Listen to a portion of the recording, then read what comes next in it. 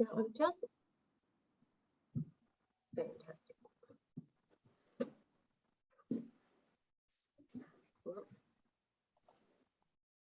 Okay, I'm just going to start off by a statement of acknowledgement. So the City of Casey proudly acknowledges the traditional owners, Casey's Aboriginal communities and their rich culture, and pays respect to their elders past, present and future.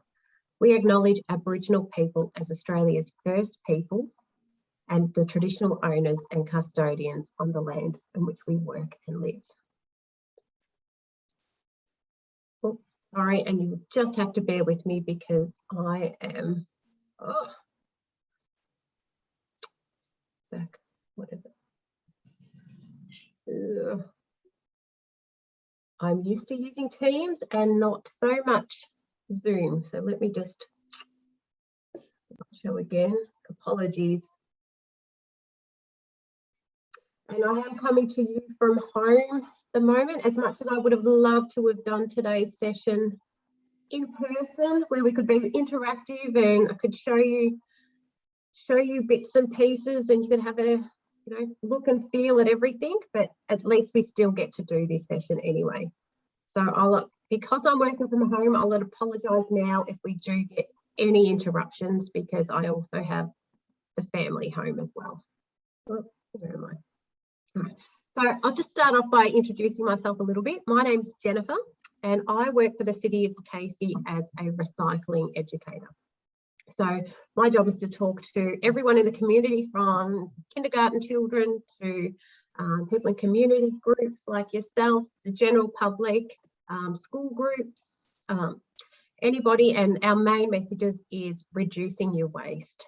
It's how to recycle right, how to compost, and how to live greener as well. So today in this session, so hopefully you've done the gardening session and the cooking session, but if not,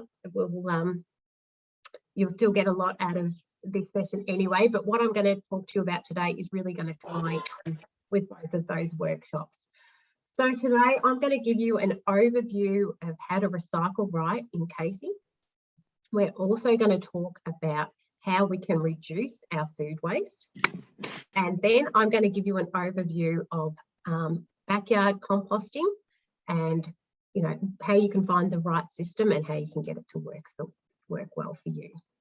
So anytime you have any questions, feel free to pop your hand up or put in the chat.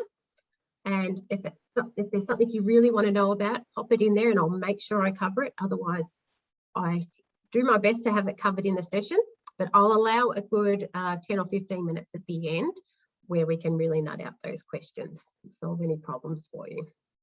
But yeah, I'm happy if you can pop your hand up while I'm talking as well. So we're going to start off with the basics of how to recycle right in Casey. So I'm wondering if you can see my screen. Does this guide look familiar? Has anyone got that on? Whoop, how do I do this? Anyone got this on their fridge at the moment? Yes, I do. Yes? Yes. Wonderful. No, I don't have.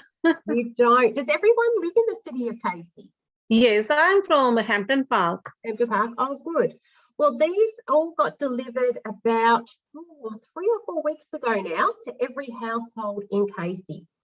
No, not in my home actually. Oh, lovely, Jared. Yeah. So they do have magnets on, so you can stick this on your fridge. So it's handy in the kitchen. So anytime you're not sure of something, you can always refer to it. So if you haven't got one, what you can do, there's two things. You could, Lauren will have my email. You can send me an email afterwards with your details. Or you can contact the Casey customer service and say, can you please post me out a waste guide? Yeah, the waste guide. It's called waste guide. It's called recycling and waste guide. Yeah, no problems. I will do that. Fantastic. So, and there's also a function on there when you get your guide, there is a QR code on there.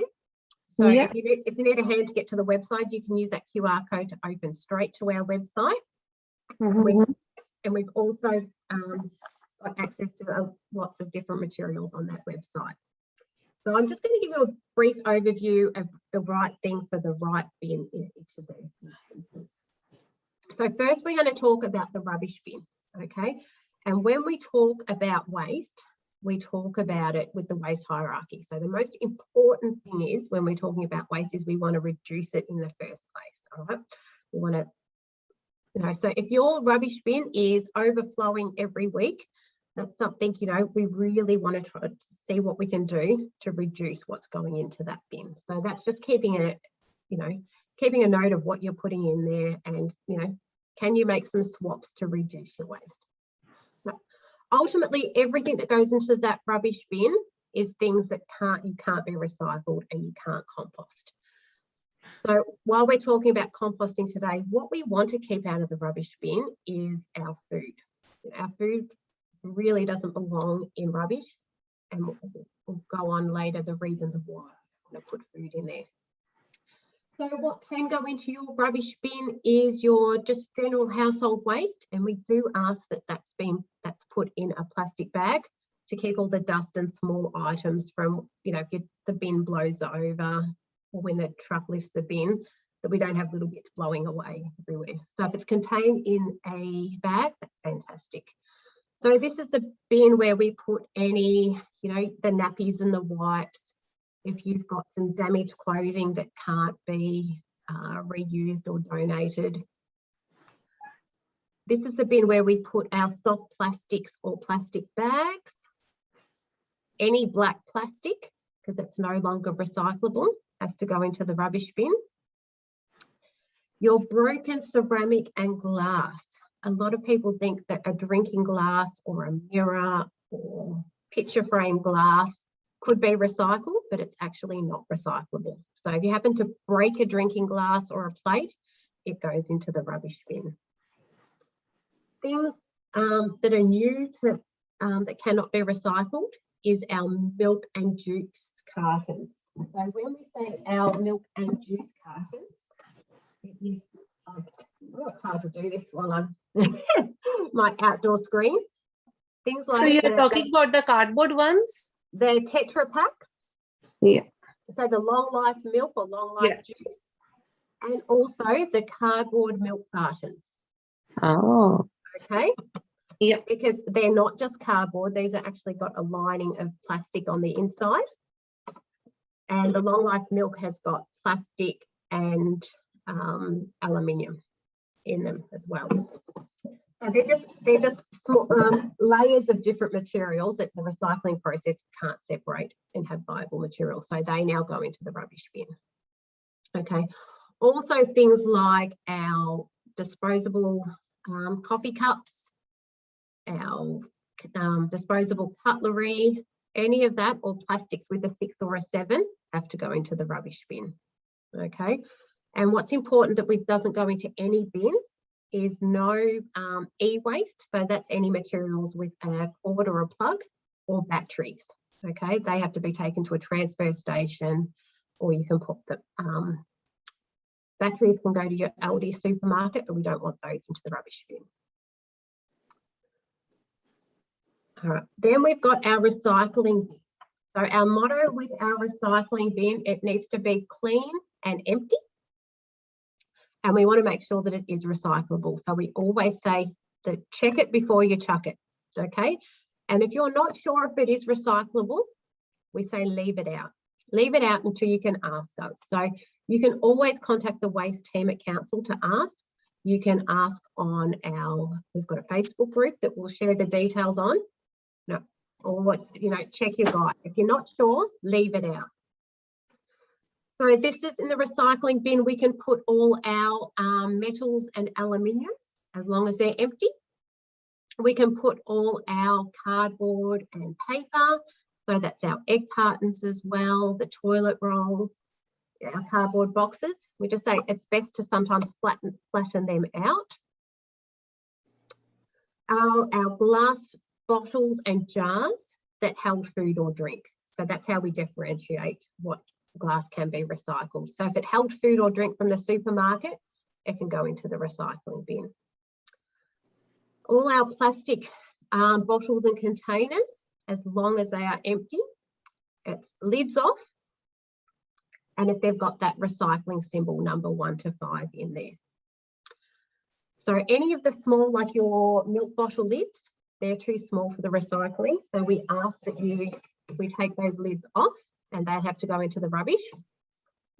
But small metal lids, because the recycling facility uses magnets, they can capture them.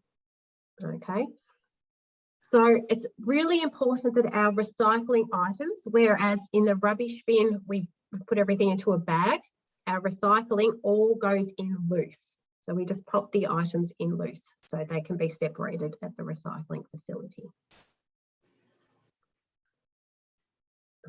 Then we've got our food and garden waste bin.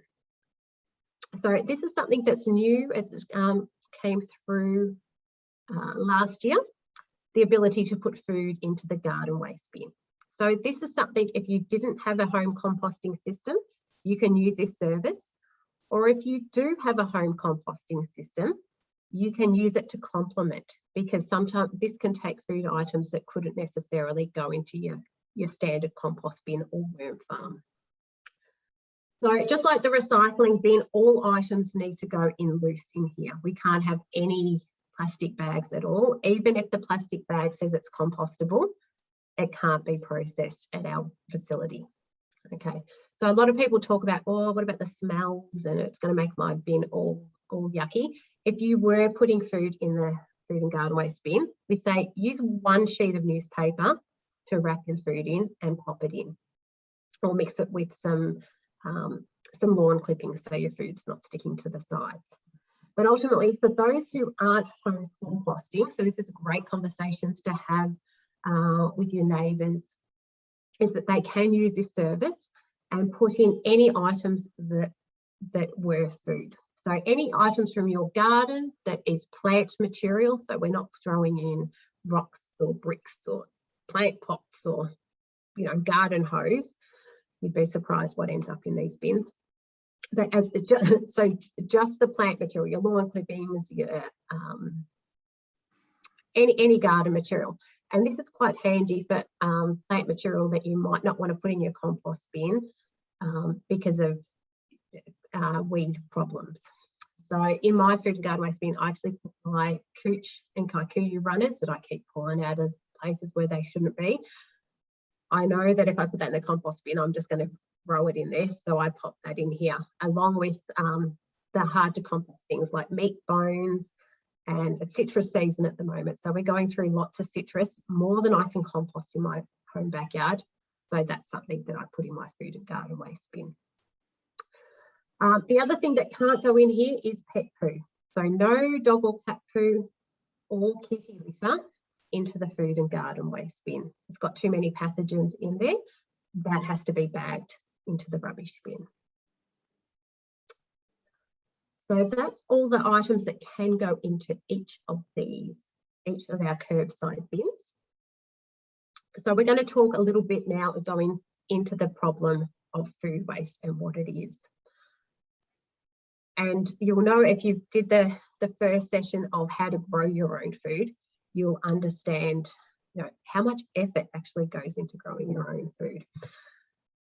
And also, you know, how much effort is going to cooking your food. So when you've gone to all that effort to prepare your soil and watch your produce grow, water it, then harvest it and cook it, we don't want to be throwing that out and wasting it, okay? That's really important. We've got to think, if we haven't grown it ourselves, there's farmers that have grown it. So we really want to be conscious of it and ultimately trying to avoid that food waste. Okay, so what does food waste look like in Victoria? So this is, talking about food waste, I've just got a neighbour with a great, I'm sitting at the front of my house, a great big bunch of herbs for me. Oh dear. Hopefully someone gets the door. So in Victoria, this is what food waste looks like. So if you can believe it, each year Victorian households throw away 250,000 tonnes of edible food. Okay, so that is enough food that could actually fill the Melbourne's Eureka Tower, to give you a bit of a scale of it.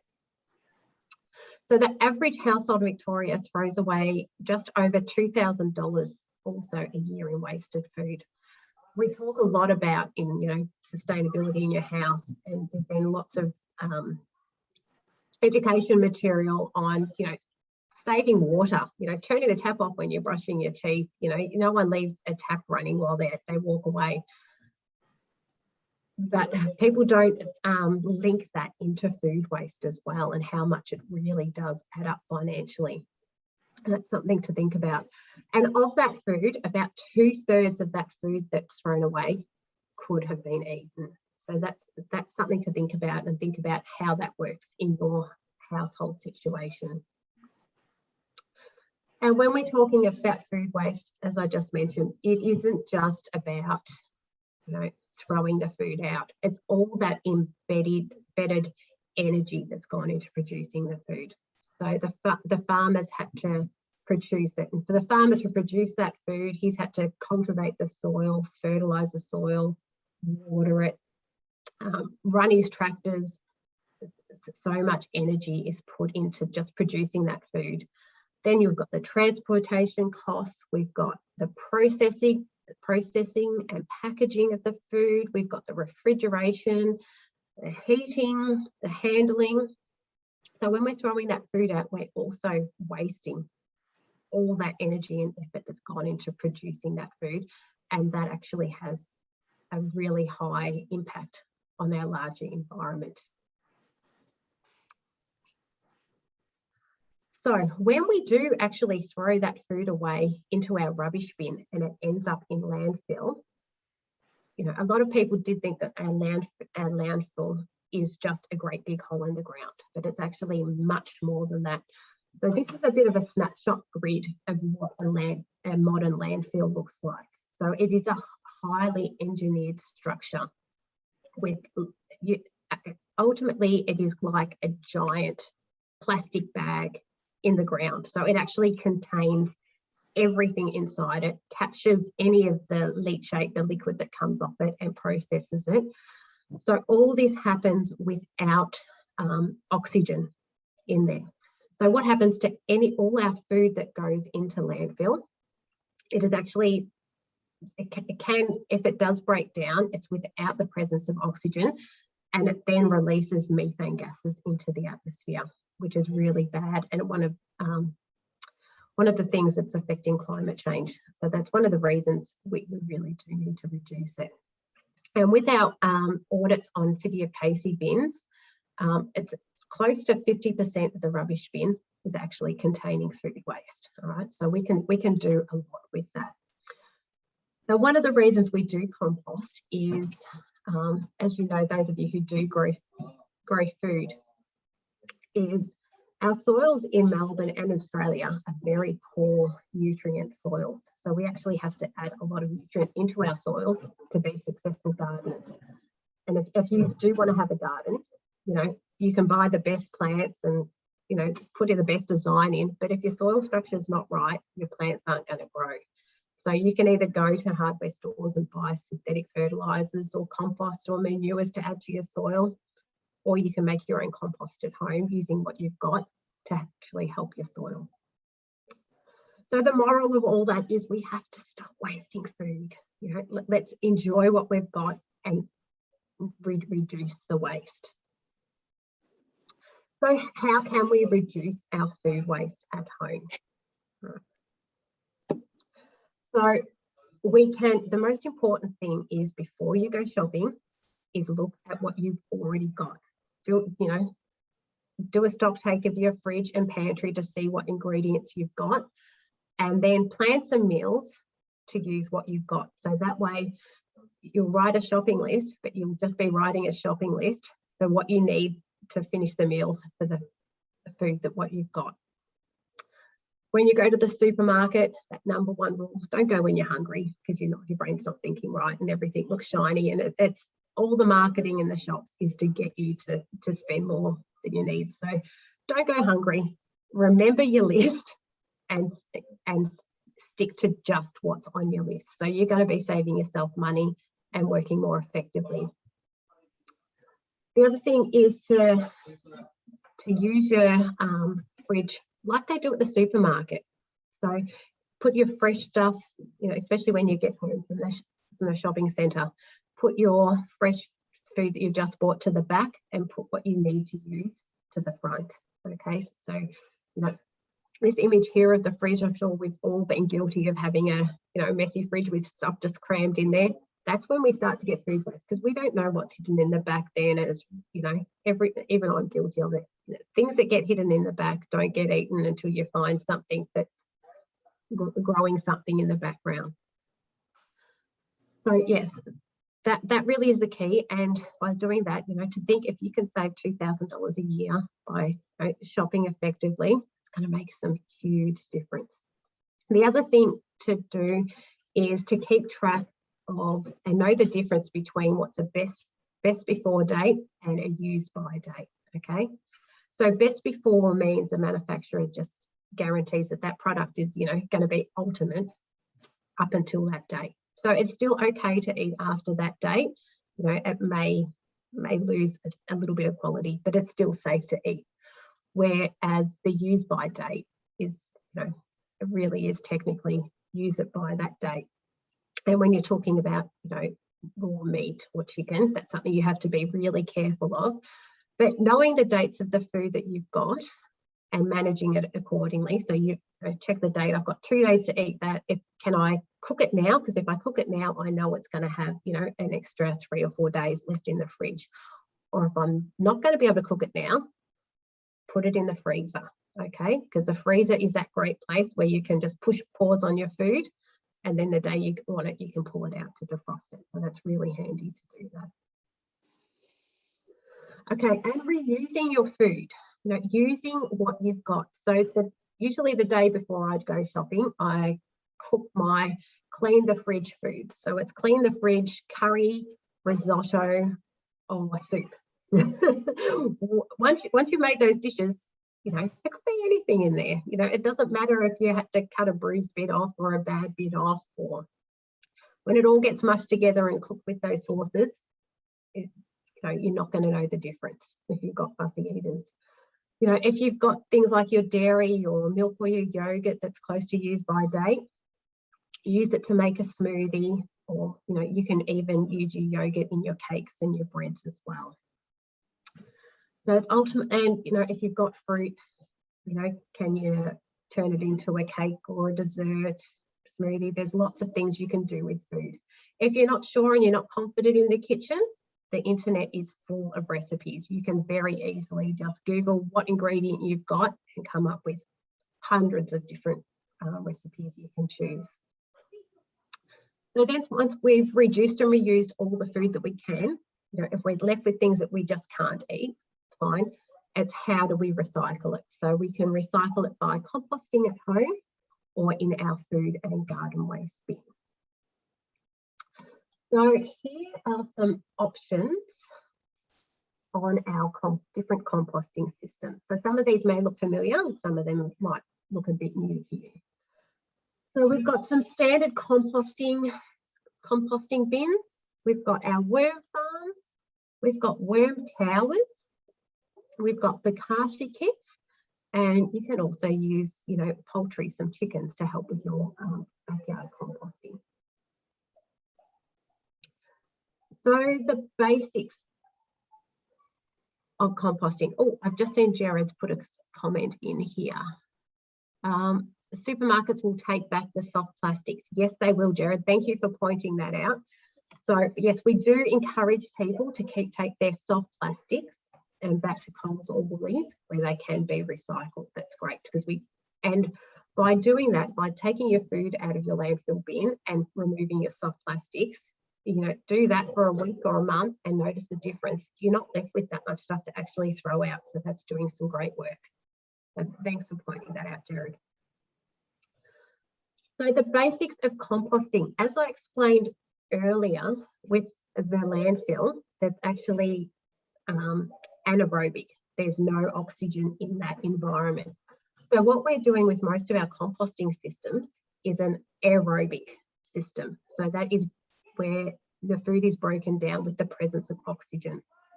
So a bit similar if you just did the fermenting workshop. Composting is, similar in there, where the bacteria is really important in doing the job. So as the probiotics and the good bacteria is so good for our health. It's both vital for plant health and soil health as well. So it really does tie in really nicely.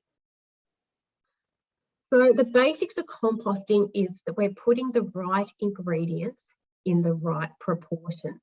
Okay, so that's one of the biggest things, just getting that balance right and finding the system that works for you. Okay, turning your composting, that's another one of the key actions, is turning it over and positioning your compost bin in a location that's going to be convenient for you. So it's no good, putting a compost bin right down the back or behind the shed or somewhere you don't have, daily access to, because one, you'll forget about it, and two, you won't be utilising it as much. Okay. Some people think your compost bin, it's going to be stinky or smelly or cause problems. If you're composting right, you shouldn't have those issues. It's not something to worry about. The other basics of composting is having the right moisture level. So it's all about finding that balance. You don't want your compost system to be too wet and you don't want it to be too dry. You've got to think of it as like a living ecosystem. So just how we don't like to be too hot or too cold. We need water in our bodies. It's just like that. So the two main things that we talk of when we are composting, the two main materials or ingredients that we talk about, the first one being whether we call it the nitrogen, the wet or the green ingredients. So this is usually the easy one that people have an abundance of for their composting system. So when we talk of these, this is all our basic kitchen food scraps. This is our fresh lawn clippings,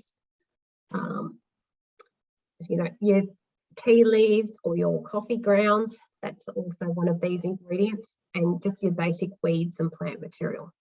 So that's all what we think of and we label either the nitrogen or the green materials. Can we also put our tea bags in it? Well, tea bags. Yeah. Tea bags I used to put into the compost bin, and then a couple of years ago found out that they actually contain microplastics. So I've stopped putting your tea bags into the compost bin just because you don't want to be adding, even though it is a microplastic, you don't want to be adding that into your soil. There is a couple of brands now that are plastic free, but it's doing the research into finding, which tea bags are and aren't. And it has been quite confusing. It will become clearer, I'm sure, in the next year or two. So if you can switch to loose leaf tea, Yep. It's much easier, especially I make kombucha at home, so I go through quite a bit of loose leaf tea, and it's so easy to compost because you just tip the leaves straight in, then it breaks down a lot easier. So this is all like the common ingredients, and it would also include if you had access to manures from herbivorous animals. So they're animals like the cows, sheep, alpacas, horses that just eat plant material that can go into your compost bin.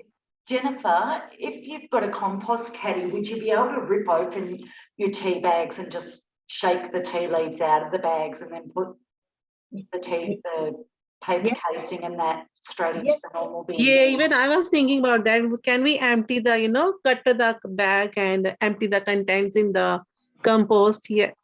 Yeah, you could do that.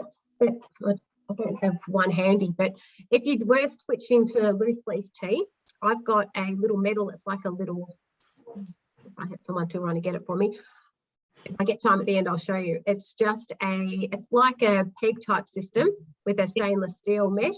And I just put my tea in there, dunk that into my cup, and then just tip that into the compost bin. Yeah. It's just finding what's easiest and works best for you.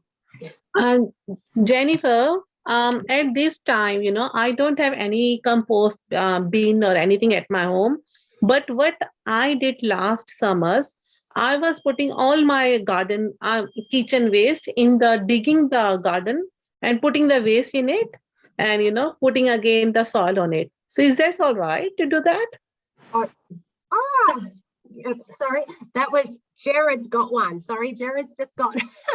I what was just, talking about. just digging my, garden and putting the things in it and just put the soil on top. And is that the right way to do? That's fine. That's what they call trench composting. Ah, okay. You can do that. You can ultimately. That's fine. Yeah. That's good. Yeah, good.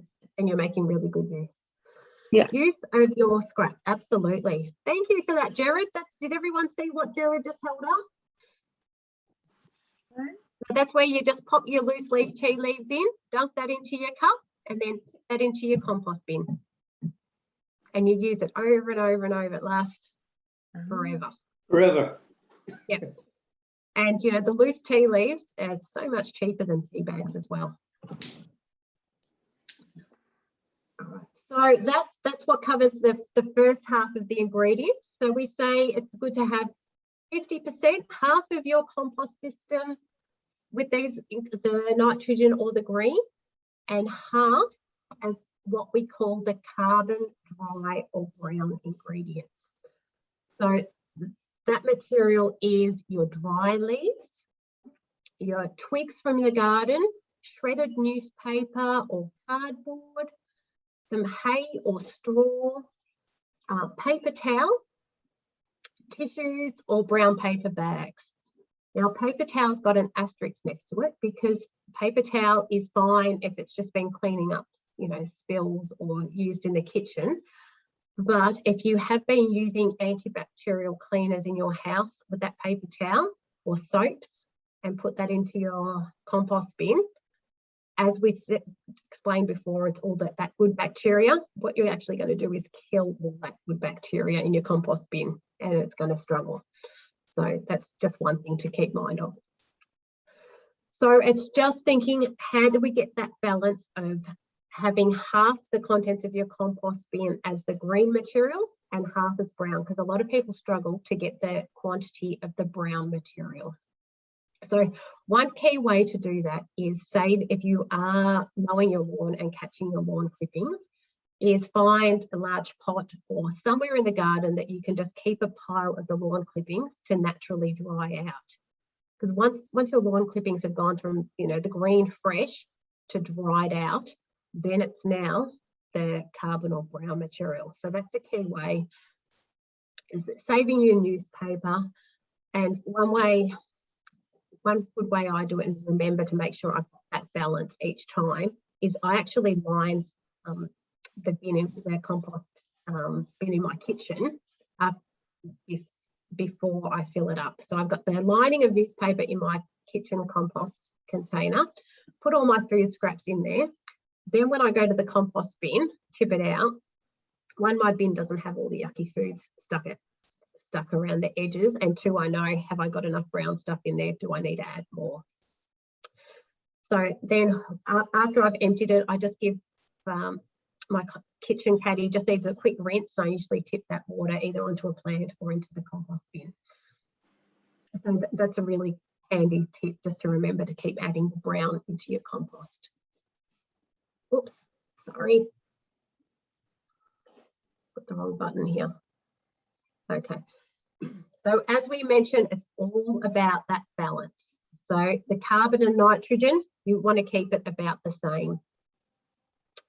And it's turning your compost as much as you can, okay? The more you turn your compost, the quicker it's going to break down, the more air you're putting into it to speed up the process, and it's mixing all that bacteria together.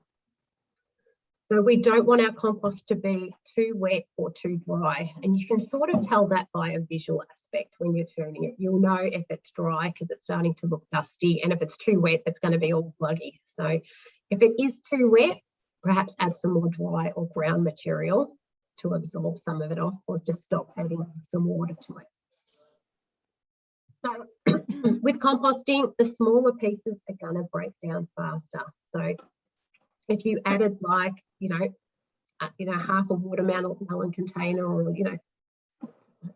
big items of food, it's going to take a lot longer for the bacteria to break that down than if it was already in small pieces. So that's something to consider.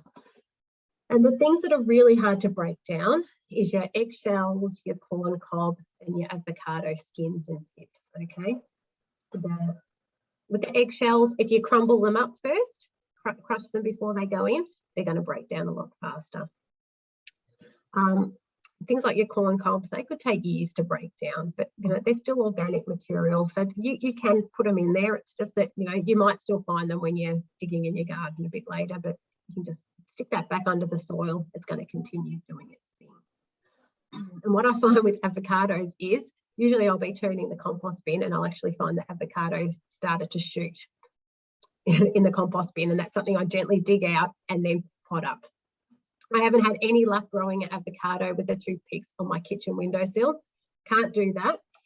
Throw it in the compost bin though, and it manages to shoot and do its job in there. Make it something for the warmth and the moisture. So it's also layers. A lot of people talk about composting as layers like a lasagna. So this is just a really good way to visualize or keep in mind the balance you want to have, you know, the green layer, the brown layer, the green on the dry, to make sure you've got that right mix in there. And of course, obviously, when you're turning it, the layers aren't going to sit in layers all the time, but by turning it over, it's really going to keep that balance and have a really quality material at the end of the composting process. So we'll talk about what can't go into your compost bin. So like the food and garden waste bin, don't put your cat and dog poo in your household composting system. So we'll talk a bit later about how you can compost it, but you don't want to use this compost on your food growing crops. All right, so we're going to keep that completely separate. For a standard compost bin, you don't want to have any carbohydrate type food. So you don't want to have your bread, cakes or processed food into the compost bin. So that's where your system, if you've just got the one compost bin or worm farm, that's how it can complement the curbside food and garden waste bin. You can separate it, put that in the curbside one, and just keep your fruit and vegetables into your backyard composting system. A lot of people ask, you know, can you put citrus or onion in the compost bin or worm farm? Worms really don't like the strong smell of the garlic and citrus and onions. In very small amounts, it's okay. It's the same as your compost bin. In small amounts, that's fine. But, you know, currently we're going through lots of citrus at the moment. So I know that that's just gonna halt the process in my compost bin. So a little bit's okay. A lot is just going to upset that balance. So it all comes back to balance. So the other thing that you shouldn't put in there is your oils, fats and dairy. Okay, that just seems to, one, it can cause a bit of smell and we don't want to attract rodents into our compost. And two, the oils really saturate an item and that upsets the bacterial process as well. So it's best to keep that out. And for the same reasons, your meat and bones. When the bones take a very long time to break down, and the meat's going to add smell, and we don't want to, that will attract vermin. So once again, they're items you can put in your curbside bin. Weeds and grasses. So weeds and grasses can go into your compost bin. We just need to be careful about, we don't want to be propagating noxious weeds or weeds you want to avoid in your garden in the compost bin. So in the image here, I've got an agapanthus head and some dandelion flower head seeds there. So either of those, if they go into your compost bin isn't going to get to temperatures high enough to kill those seeds. So effectively what you're going to do, and if you've composted before, you know, with the finished compost material, spread it out. Usually you get pumpkins, zucchinis and tomatoes sprout up because the seed's just been sitting in there waiting till it gets spread out with the sunlight and they regerminate. So, you know, it's one thing, you know, I'm happy to get, you know, free tomatoes and pumpkins growing in my garden. You don't, however, want your weeds. You don't want, you know, your blackberries and agapanthus or other noxious weeds popping up everywhere. So the key thing, if you're weeding and pulling out weeds before it's set flower, that's fine, you can put it in the compost bin. If, however, it has started to flower, then it started the seed process, probably best to put that into your curbside bin process, because our curbside recycler can get to temperatures enough to kill the weeds off in that situation. So then you've got your running weeds as well. So things like your couch grass, if you pop that into your compost bin, it is going to love it, and you're just going to have a compost bin full of couch grass, same as things like blackberries. So just putting the right materials in there. You don't want to be causing bigger problems. All right, so what to do with the compost? We've talked about what ingredients to go in there, the balance, and trying to keep that 50-50 ratio. So we've got here in this image like a giant corkscrew item. So some people, then we've also got a pitchfork in this image. So it's use what you've got, use what's going to work best for you. We do find these corkscrews work really handy in an upright compost bin because it's hard to actually dig in them. So this is something you actually just twist it in there, and it actually brings that material from the bottom of your compost bin up to the top to mix it through, because you'll find what's at the bottom of that compost bin is starting to really do that good breakdown, the good bacteria. So by using this corkscrew to pull material from the bottom to the top, you're aerating it and spreading that good bacteria through it to speed up the whole process of your compost bin. And obviously, the more you turn it, the quicker it's going to break down. The less you turn it, it's still going to break down and turn into compost, but it's just going to take longer. So the more you put into it, the more time you invest into it, the quicker the process will be. And of course, the bigger the compost pile you've got, the more heat's going to generate in it, and that will help it break down faster as well.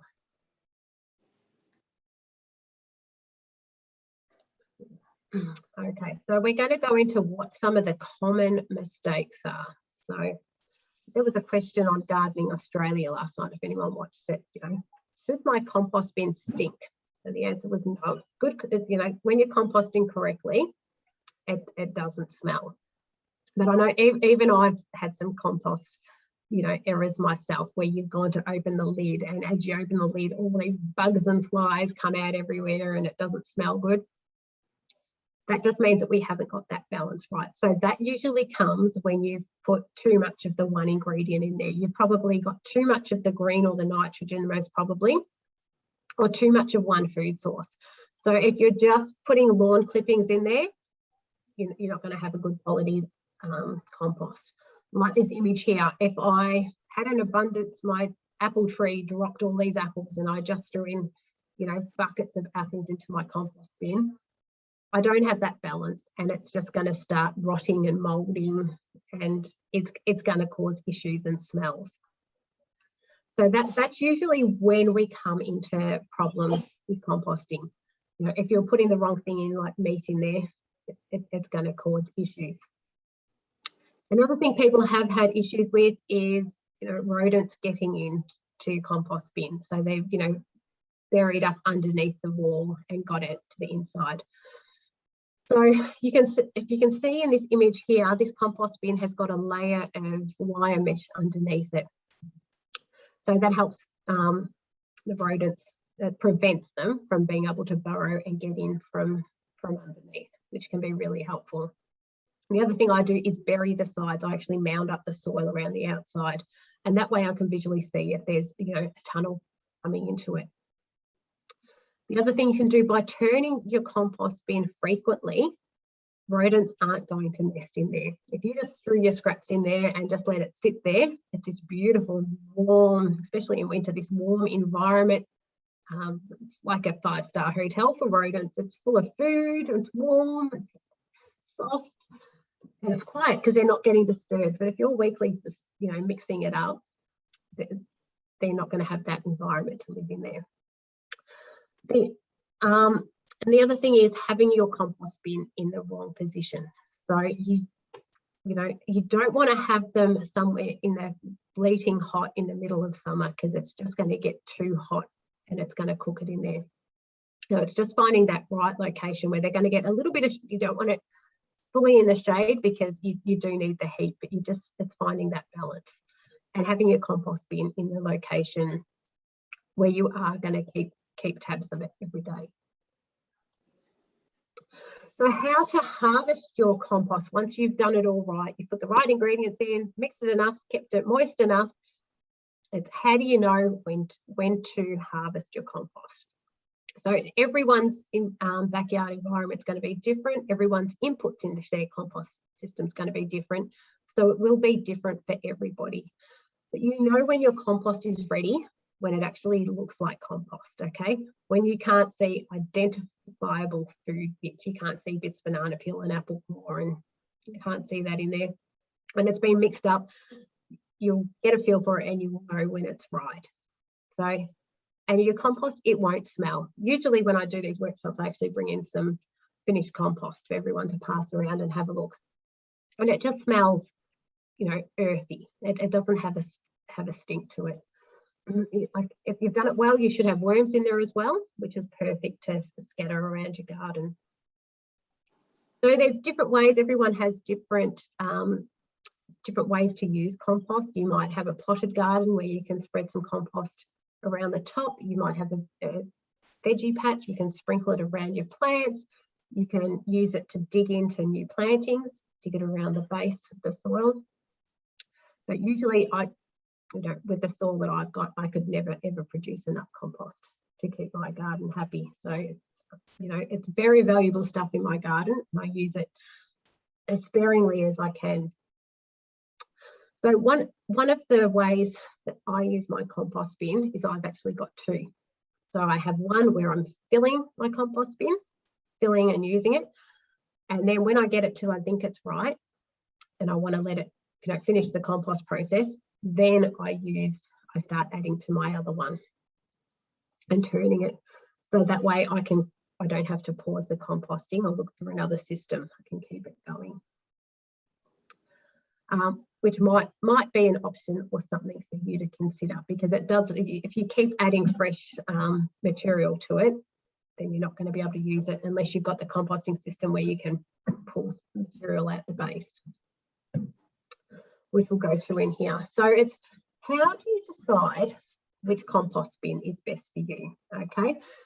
Now, there's all different types of composting systems, and it's just what's going to suit your backyard. If you live in a very small area or a unit, you might want a really compact system.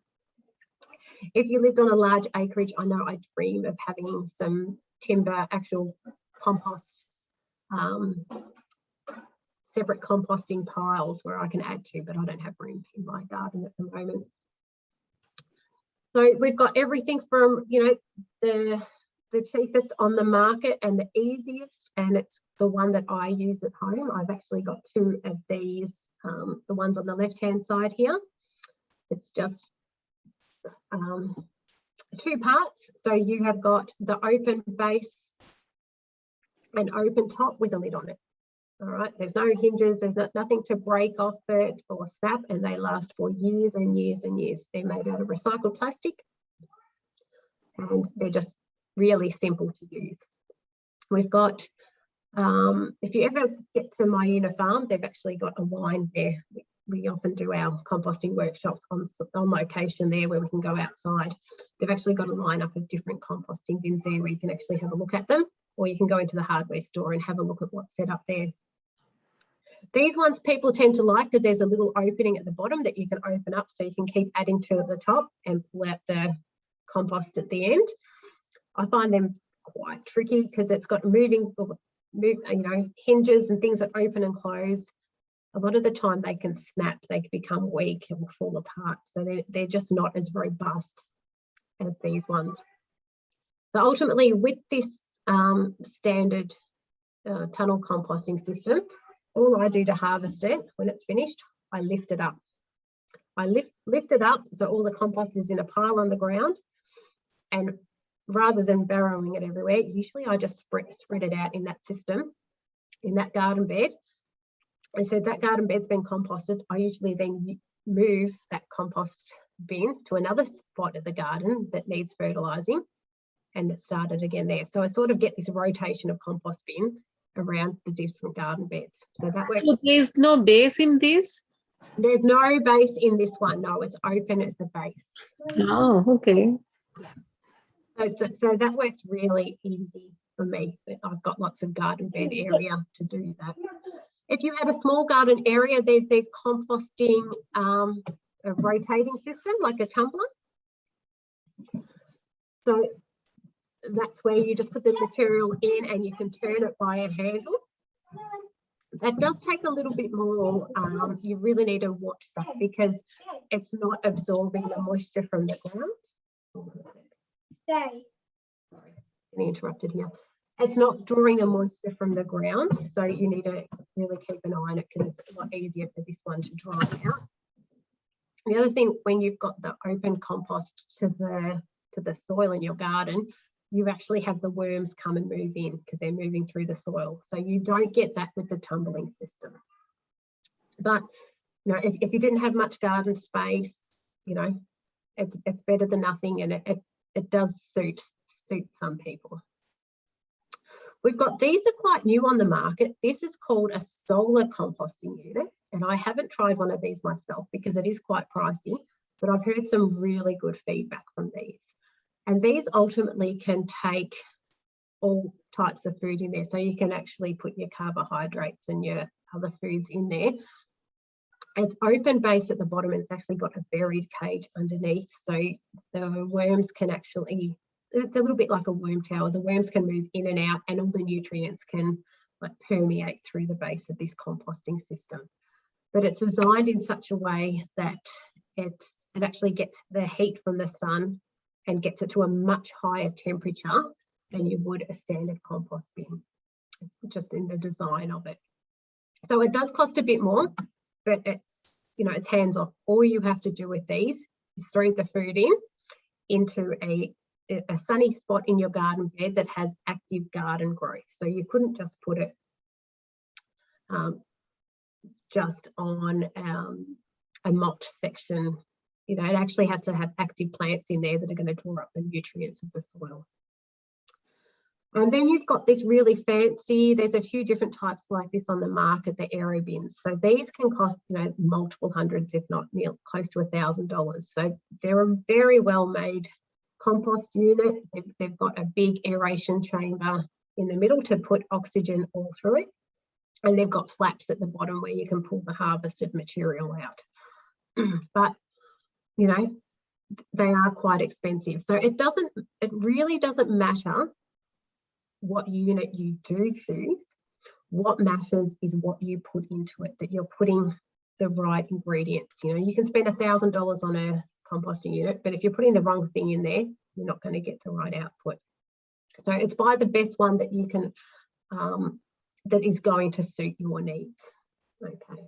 But yeah, the more expensive doesn't necessarily mean you're going to get any better compost, because you can actually, you know, just get some wire mesh and just put a pile in your backyard. It can be really, really simple. All right. So before I move to worm farms, has anyone got any questions on the composting systems? I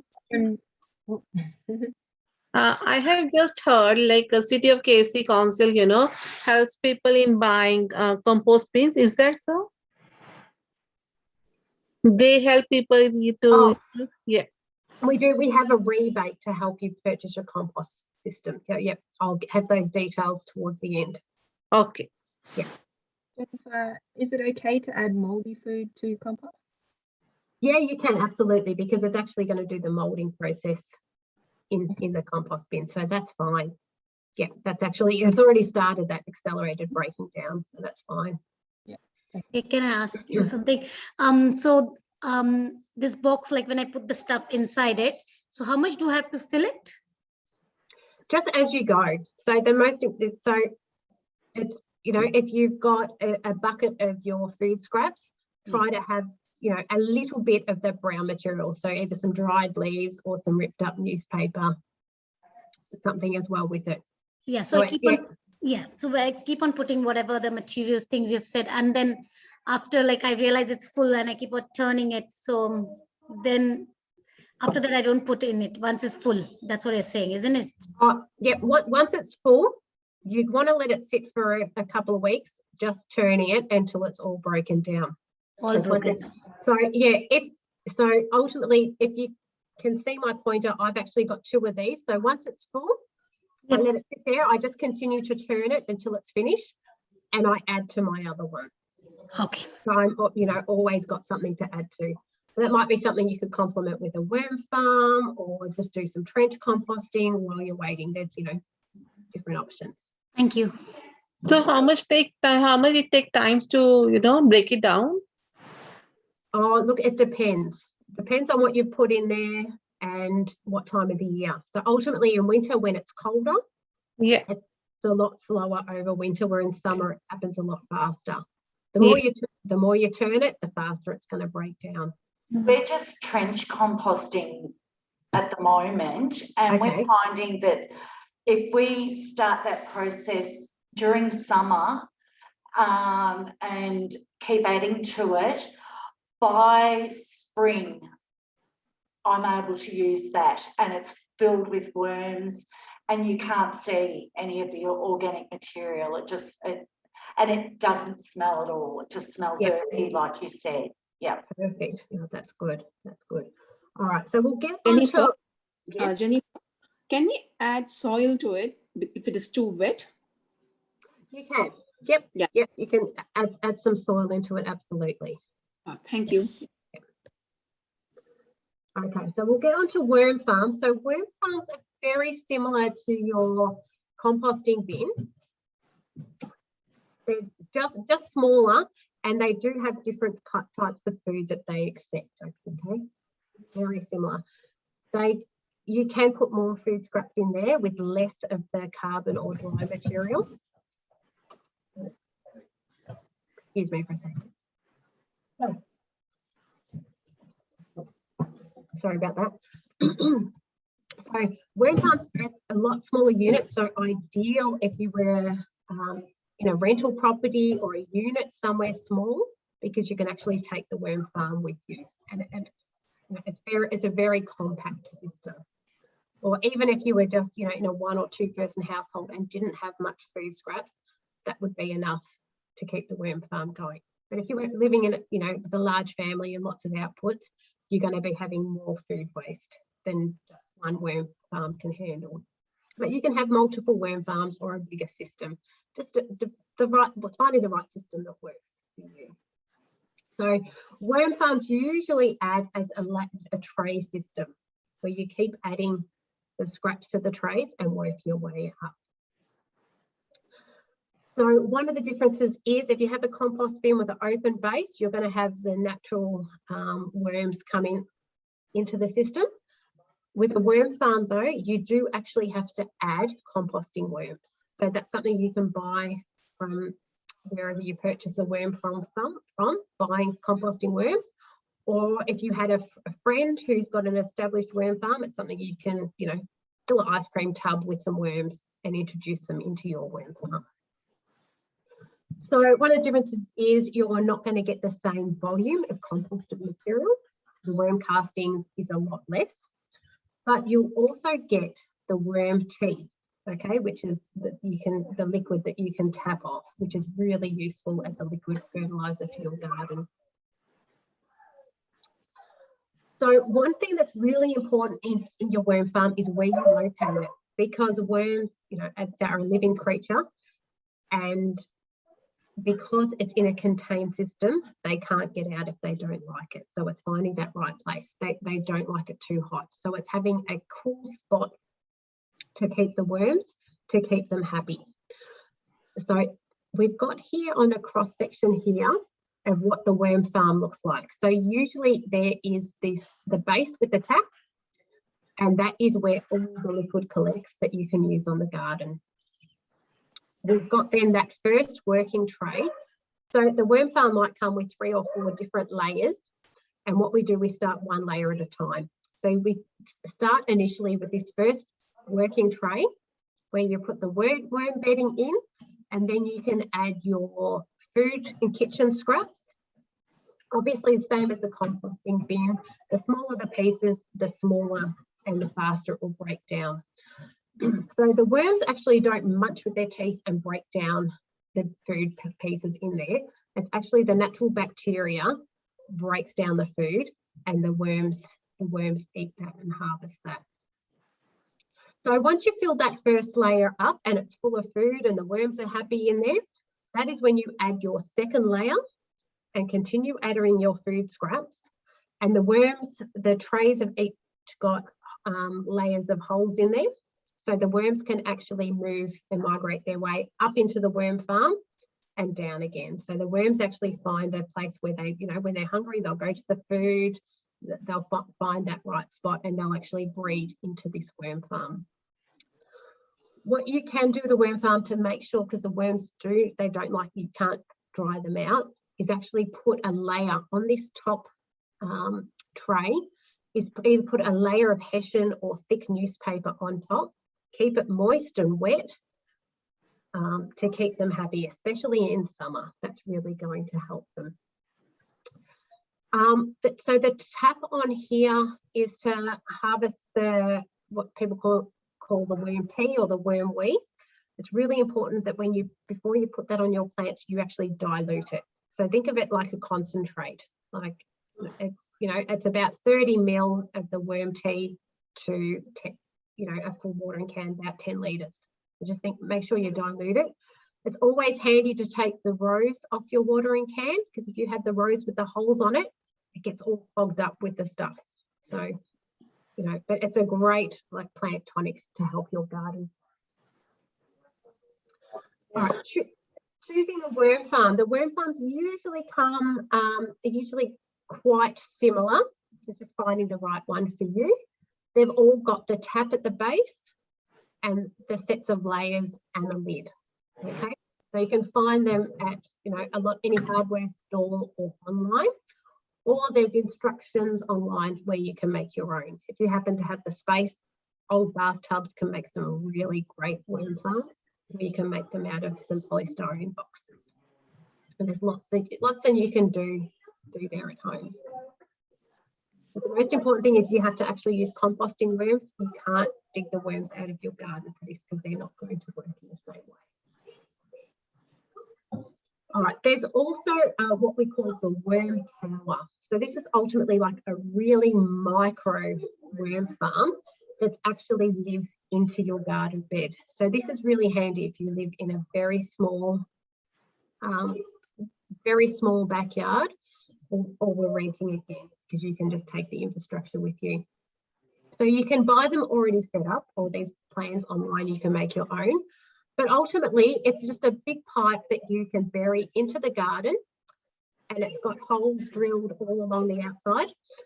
And you just put your food scraps into the top. It's got a lid on it. And as the food breaks down, the worms come through the garden bed and eat the food, and then make their way back out into the garden bed. So ultimately, the worms are spreading the worm castings in your veggie patch. So you could have a series of a couple of these in your veggie patch. So that's a really simple option that you could choose. A little bit similar to trench composting. A little bit. So Jennifer, with this worm tower one, you don't buy the composting worms, you're attracting the worms that are already there. They're natural ones, yeah, because they can come in and out, yes. Yeah. Okay, so dog and cat poo. I'll just really quickly go over what to do with your dog and cat poo. Yes, you can compost them at home, but you want to, if you're using the castings, you could only use it on ornamental plants, not edible plants. Okay, so you can have a worm farm or a composting system that you put the dog and cat poo in. So there's two here that you can actually buy on the market, or you can make your own. And both of these work similar to the worm tower. So part of them is actually buried under the ground. So it actually naturally goes into the soil environment, and the worms come in and out, do their thing. You can get some, it's like the Good Bacteria Compost Accelerator to help it break down. So both of these towers, if you had an ornamental garden, that's perfectly fine. You put it in there, but just don't put it in your veggie patch, okay? One of the things to consider also is if your dogs or cats have just been wormed, perhaps bag their poo and put it in the rubbish bin for like 2 weeks, because you don't want to kill all your active worms in the garden, okay? So it's very possible to do, and it's a great way to avoid throwing it in landfill. But just keep in mind that don't use it for your food scraps, okay? So both of these are available either online or at hardware stores, or have a look and you can easily, like the worm tower, make your own for your own backyard. There we are. Okay, Bokashi buckets. Has anyone heard of a Bokashi bucket before? Yeah, good. So Bokashi is a totally different composting system. It's more of a fermentation system. All right, so like everything we're doing with composting, it's doing it aerobically, the process of air. This is a fermenting system, so this is doing it anaerobically. So this is a system that works great for small areas, or for people who want to compost their meat or carbohydrates or other foods, because this will take any food, but it's just a composting process, fermenting process. So all you ultimately do, it is a bucket with a really tight lid on it that contains everything and does a fermentation breakdown. So a bit like a giant compost sauerkraut type of thing if you're in the previous session. So ultimately you just scrape your food scraps, whatever food scraps you've got in there. Now it either comes with a Bokashi grain, which is a grain that's got the bacteria embedded in it, or a liquid spray, a compost accelerator. It's the good bacteria to help that good fermentation happen. So you just continue to put your food scraps in there, add a bit of the good bacteria, keep it covered. Once that bucket is full though, you do need to let it sit there for 2 weeks to really do the fermentation system. So this is something that you could use to complement your food and garden curbside bin or your compost system, because you'll need, for that 2 weeks where it's fermenting, you'll need another option, or you have the two Bokashi buckets, okay? So these are products that you can certainly buy online, or it's a bucket with a really tight lid. Some of them do have the tap on them, and that tap's got really high levels of good bacteria, which is great for your soil and garden to put out there. But ultimately, if the bucket didn't have the tap on it, you can tap the juice out once you've tipped it out and then use that on your garden. So it's a great one to consider or look into if you think that system works for you. So I'm just conscious of the time, so I'm going to try to cram all this in. Chickens. I don't know if anyone has chickens here, but chickens are a wonderful addition, but they do need a lot of input and resources. You need to have the right housing and follow the council regulations for chickens. But they're wonderful. They will happily eat majority of your food scraps, and make great family pets, and you get eggs and manure. But yeah, they do need to be housed accordingly, because it's very romantic to see running around your garden. They do make a mess and they do upset your plants. So it's something that does need a lot of maintenance and management from you, but a very effective way of composting your food scraps.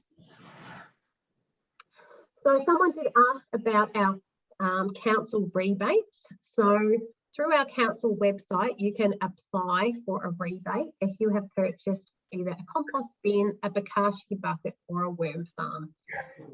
So if you bought a compost bin, the council will rebate you $30. If you purchased a Bokashi or composting fermenting system, you can get a rebate for $40. And you can get $50 back for a worm farm. So the worm farm covers buying the actual worm farm. It doesn't actually cover the cost of the worm. So they're available to all residents in Casey. It's one rebate per household. And another really great resource out there, if you haven't heard of it before, it's Share Waste. So if you have got the ability to compost more scraps than you have, you can put yourself down there as a host, and people in your community can, you can say if you've got chickens or a worm farm or a compost bin, and if you're willing to accept those food items from other people in your neighbourhood, or if you were living in an apartment or a unit and didn't have the facilities to do your composting and wanted to do some, there's some community gardens, or you can drop it off for somebody on this website. It's really great to use if you're on holiday somewhere and you're an avid composter. You can find somewhere local, drop it off. So there's lots of resources online if you want to find out more information on Share Waste. Oh. And I think actually I just had lost a couple here. To finish that off, I've got a whole list of links here. There's probably too much to look through at the moment, but I've sent these through to Lauren, so Lauren will be able to share these with her final email to you. But in here is some links to some great resources. If you're not already and you're on social media, please sign up for our Green Living in Casey Facebook group. This is the great place. If you did have a recycling or a composting question or any questions on sustainability, this is the place that you can pop those questions, and the community of people on there will help you with the answer. We've got extra information to read about composting or how to build your own worm farm. We've got the link to apply for the compost rebate. We've got some videos here that Abby and our team did of how to set up your compost. So if you just got your compost bin or worm farm, she'll talk you through actually how to set it up. And there's my email address there as well. So if you've got need any further information after today, please give me a call, or sorry, an email. So I'm going to stop sharing. I could talk all day about composting, but it's really hard to squish it into that quick time frame. But I hope I've given you a bit of a brief concept of composting now. But the most important thing is give it a go. If you haven't got one now, give it a go. Just remember, it's all about balance. And, you know, if you get onto our online community, if you've got a question where we can really dig deep and help you sort out any problems you have. So I'm conscious of time, but if anyone's got any questions, I'm happy to stay and talk further to you. I just wanted to say I've joined the Green Living in Casey Facebook page. It's a wealth of information. I have had questions, but just scrolling down the page, they're answered. And it just seems like a very generous community of people that are on the page. So well done. It's really fascinating to read through. Oh, yeah, no, it's a really lovely space on there. It's a community on there. And that comes through just going through the different posts. You think, oh no, this is people coming together and they've got their common goals and interests, and it just really works well. Yeah.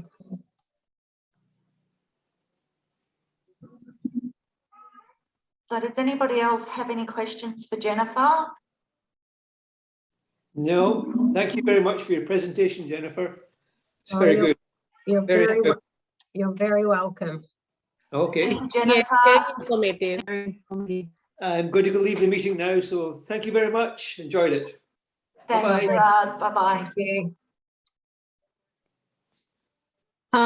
Just want to say, can we have this presentation again, so that if we are forgetting something, or you know what we can put in compost, and can we get this presentation after this in our emails?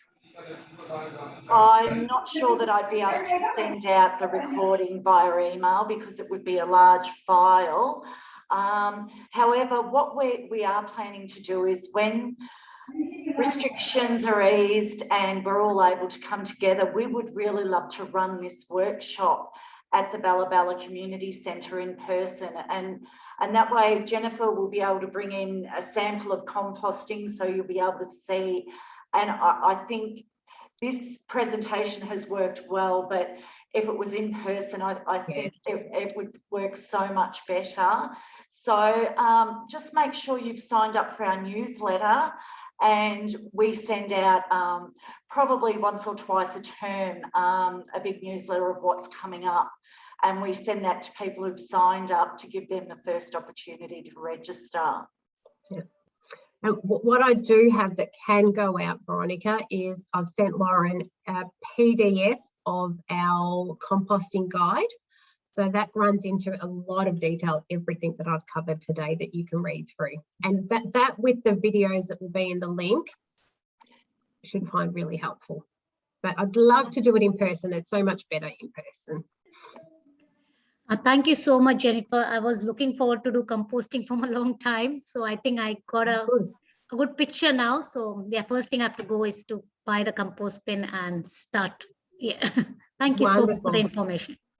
I'm glad you're ready to get started in it now. That's perfect. Yeah. Okay then, well, thank you all for coming along today. I know I've enjoyed the presentation.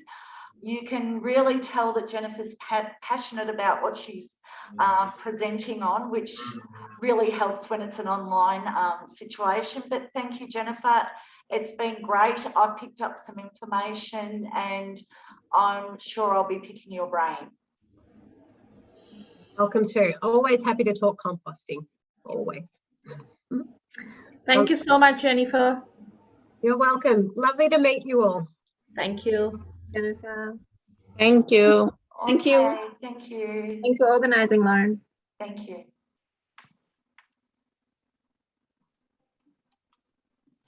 Thanks, Jennifer. Thank you. Oh, you're welcome. Thanks for coming along. Okay, I'll stop.